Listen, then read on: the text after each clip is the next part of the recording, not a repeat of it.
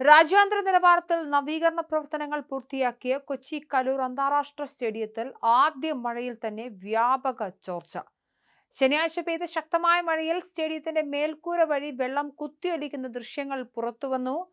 ISL 2026 സീസണിലെ കേരള ബ്ലാസ്റ്റേഴ്സിന്റെ ആദ്യ ഹോം മത്സരം ഞായറാഴ്ച നടക്കാനിരിക്കെയാണ് സ്റ്റേഡിയത്തിലെ ഈ ശോചനീയാവസ്ഥ വെളിപ്പെട്ടത്. ഗാലറിയിലേക്ക് വെള്ളം വെള്ളച്ചാട്ടം പോലെ പതിക്കുന്ന ദൃശ്യങ്ങൾ സാമൂഹിക മാധ്യമത്തിൽ ഇതിനോടകം വൈറലായി കഴിഞ്ഞു. ലോക ചാമ്പ്യന്മാരായ അർജന്റീന ഫുട്ബോൾ ടീം കേരളം സന്ദർശിക്കുമെന്ന വാർത്തകൾക്ക് പിന്നാലെയാണ് കലൂർ രാജ്യാന്തര സ്റ്റേഡിയം ദ്രുതഗതിയിലുള്ള നവീകരണ പ്രവർത്തനങ്ങൾക്ക് കാഴ്ചവെച്ചത്.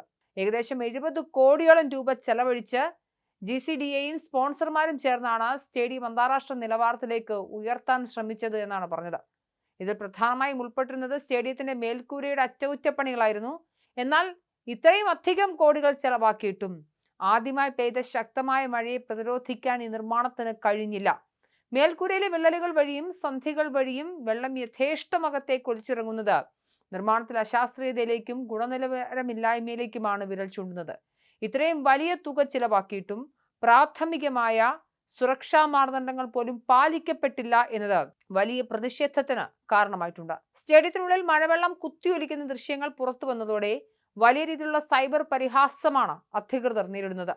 സ്റ്റേഡിയത്തിനകത്ത് രൂപപ്പെട്ട ഈ ചോർച്ചയെ കൃത്രിമ വെള്ളച്ചാട്ടം എന്നാണ് ആരാധകർ വിശേഷിപ്പിച്ചത്.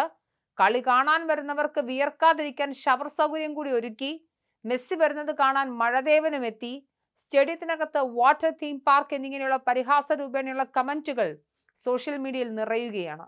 അന്താരാഷ്ട്ര നിലവാരം എന്ന് അവകാശപ്പെട്ട് നടത്തിയ നവീകരണം പരിഹാസ്യമായ നിലയിലേക്ക് താഴ്ന്നത് കായിക പ്രേമികളെ പ്രകോപിപ്പിച്ചിട്ടുണ്ട്. ISL 2026 സീസണിലെ കേരള ബ്ലാസ്റ്റേഴ്സിന്റെ ആദ്യ ഹോം മത്സരം ഞായറാഴ്ച മുംബൈ സിറ്റിക്കെതിരെ നടക്കാനിരിക്കെയാണ് ഈ തിരിച്ചടി ഉണ്ടായത്.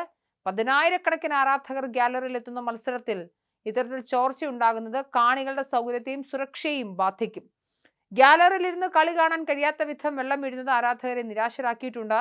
കൂടാതെ തുടർച്ചയായി മഴ പെയ്താൽ സ്റ്റേഡിയത്തിനുള്ളിലെ പിച്ചിലും ഗാലറിയിലും വെള്ളം കെട്ടിക്കിടക്കുന്നത് മത്സരത്തിന്റെ നടത്തിപ്പിനും തടസ്സമാകും. സ്റ്റേഡിയത്തിലെ അടിസ്ഥാന സൗകര്യങ്ങളുടെ പോരായ്മകൾ ചർച്ചയാകുന്നത് മറ്റൊരു പ്രധാന വിവാദത്തിനിടയിലാണ്. സ്റ്റേഡിയത്തിന്റെ വാടക കുടിശ്ശികയെ ചൊല്ലി GCDAയും കേരള ബ്ലാസ്റ്റേഴ്സ് മാനേജ്മെന്റും തമ്മിൽ കടുത്ത തർക്കം നിലനിൽക്കുന്നുണ്ട്.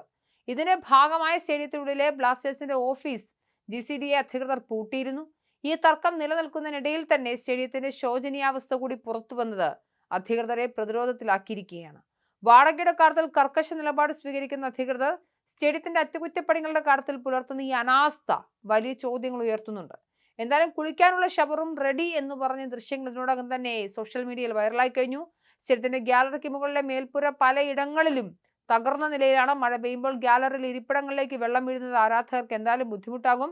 ഇന്ന് വൈകിട്ട് മഴ പെയ്താൽ കുട ചൂടി കളി കാണേണ്ട അവസ്ഥയാകുമെന്നാണ് മനസ്സിലാക്കേണ്ടത്.